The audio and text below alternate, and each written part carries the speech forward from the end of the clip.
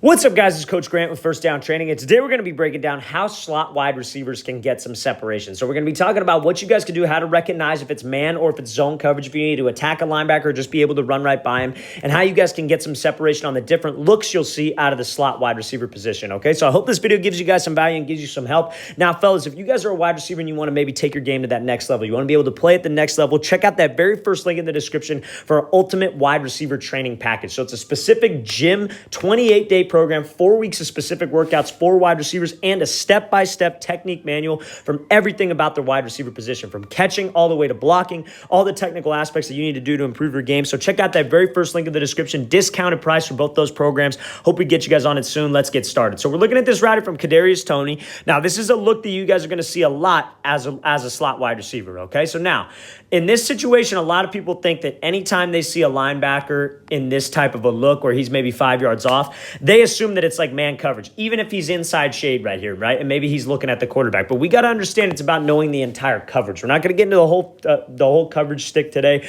We're not going to talk necessarily about, oh, this is what you should look for, this is what you should look for. But you got to understand what you should look for in this defender, right? If it's a linebacker. If he's on the inside of you and maybe you see a couple safeties over the top, maybe even one safety in some cases, right?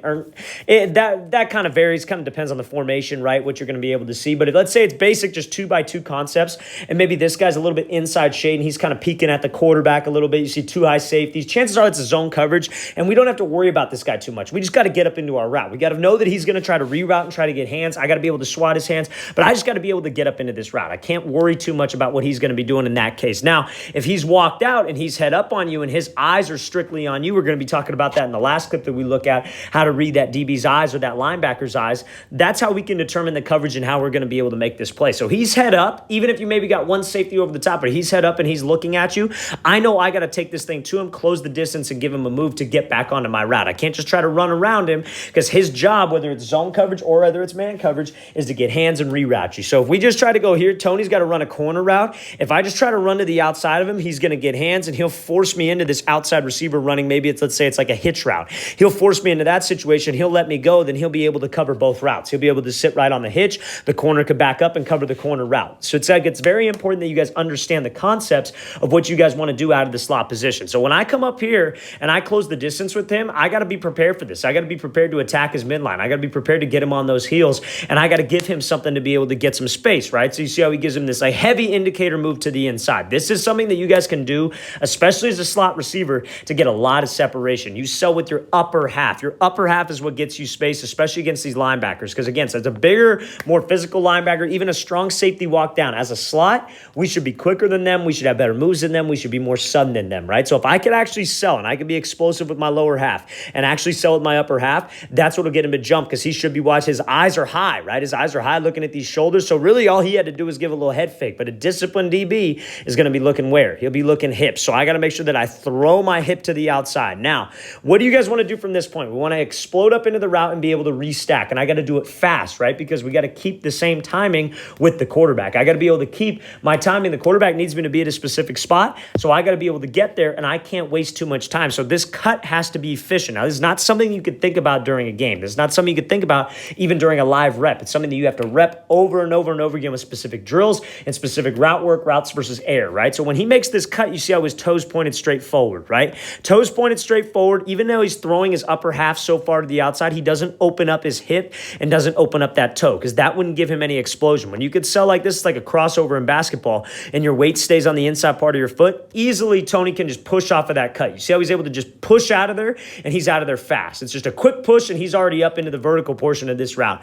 That's how we get separation on this, because he opens up and he's slow off the cut. He gets stuck. This DB has time to react, especially a good one who has good recovery time, right? So I got to make sure my cut's efficient and I explode out of there fast, so I could actually burst up to the top of the route and work whatever move I can, especially if it's man coverage. If you get man coverage out of the slot and you see this situation, dude, I got to be prepared for it. I got to be prepared to, okay, I make a move, get back over the top, restack, and then I go. Because we know quarterback loves this type of matchup. A quarterback loves a quick slot on a bigger linebacker, strong safety type, because we have the advantage, especially depending on the route that we're running, like a corner. I love that, because as a quarterback, I can just put this thing, even if he is hip to hip with you, I could just put this thing to the numbers, put some air on it, and let you go chase it down, because I know you're probably quicker than this dude. So that's a great job, textbook job. Toney ends up dropping this ball, but I cut that clip out out because I don't want you guys to worry about that because I know everybody will probably worry about that. So it's just mainly wanted to focus on the release and how you guys can restack and make this break at the top of the route.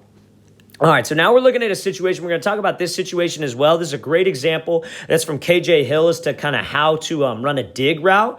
And so you see where this DB's at. He's at about maybe 10 yards off, and he starts to walk down. So let's talk about this in a game-realistic situation. Let's say maybe we line up at the line of scrimmage because this is something that really will happen. And let's say you got a linebacker inside shade, and let's say maybe this safety's a little bit further off, like maybe about 12 yards. And that linebacker starts creeping in the box like he's going to blitz, right? And then this safety starts creeping down, and it turns into like an off-man coverage. So as a receiver, that can confuse a lot of guys. Guys will start, they'll think too much. They won't go fast. They won't play fast. What you guys got to understand is then that pretty much turns into an off-man scenario. As a slot receiver, when you're going up against a safety, you got to understand that that's pretty much off-man because he's going to be pattern reading you. If it's cover 2, it's a little bit different. And again, we're not going to necessarily talk too much about coverages. I do that on my website. But what we're going to mainly focus on is just when this dude comes down like that, you got to treat it like off-man. You got to treat it like how we would treat the last clip where I want to just close the distance, I make a move, then I push up vertical and restack. That's how we got to be able to play this thing. That's how we got to treat all safeties. As a receiver, you want off-man. Off-man is one of the easiest things to beat from a quarterback perspective if your receiver does the right thing. If your receiver knows how to run good routes, knows how to create separation, off-man should be beaten 9 out of 10 times probably. So when I come up here, you see how this safety comes down, no problem. I'm still closing the distance. You see how he sells with that upper half, cuts explosive. We look at the key similarities of all these good routes, and these are the things that keep popping up, right? So it's probably something that you should add to your arsenal, add to your tool belt. And then he bursts up, works those hands, and again, works to restack, sudden break, then we're out on this route. He doesn't try to run around this guy. He doesn't see this guy coming down, and then he just tries to run around him and gets completely rerouted. DB's right on his hip, and he's able to make a play. I take this thing to him. I close the distance with him. Now, it's one-on-ones. He probably knows that this dude's going to do it. He knows ahead of time I got to close the distance. But if he were to run a dig, and let's say it was a game scenario where this guy was inside shade, maybe he tried to reroute, I would avoid, push up vertical, try to combat the hands, and I would do the same thing. I would attack this DB. I'd try to square him up as long as I could until the depth of the route, until I get to the depth of the route, then I can make a move, and then I go, right? So it's all about this. It's all about having that same process, all treating it like the same coverage. Just watch the thing again, full speed one more time. So he comes off here. Great job attacking, pushing up vertical to restack, then breaks this thing off and being in the right spot. So now we're going to be looking at this route from Van Jefferson. Now, this is a situation. This looks like man coverage. We're going to talk about something that you see a lot, especially as a slot, when you're being pressed by guys who maybe aren't DBs, right? Who maybe aren't DBs out here, who have the best press technique, maybe a little bit slower than you, maybe not as athletic, maybe not as good in coverage, and how you can take advantage of this. So now, let's look at this thing, right? Let's watch it full speed. So you see Jefferson gives this little slide release, gives him a 1-2, then he pushes up vertical, right? Perfect execution, perfect job getting up vertical and beating this DB. So now when we see we're here, when we come up to the line of scrimmage,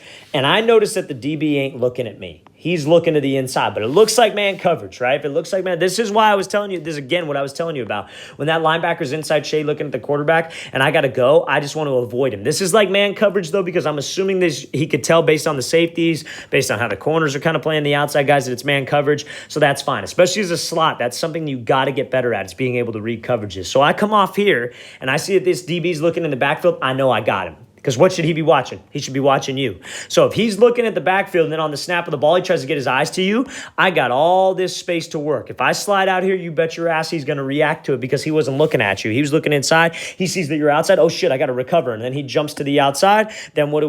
We get him off that platform. I give him just a quick little cut because he overcommitted. Then bam, I'm wide open. You guys got to understand that if that dude is looking in the backfield, especially when you get press coverage from like outside backers, strong safeties who maybe aren't the best in coverage, maybe aren't the best in man coverage, and they're looking in the backfield, that's easy money, no matter where he's at, because then he has to react off you. He has to look at you, find your hips, then make a play. Impossible to do when you guys know what you're doing off the line of scrimmage. Watch the thing again, full speed. Great job by Jefferson, working into space, giving that move, then pushing back a vertical, again, restacking to create some separation. All right, guys, I really want to thank you for watching. I really appreciate it. If you guys have any questions at all, feel free to leave those in the comments below. I'll get back to you as soon as possible. And again, Ultimate Wide Receiver Training Package, a 4-week-long gym program with the specific exercise wide receivers need to do to get faster, more explosive off the line, more explosive at the top of the route, improve your grip strength, all combined into one, and a step-by-step technical guide on all things wide receiver. Hope we get you guys on that soon. Very first link in the description. I'll see you guys next time.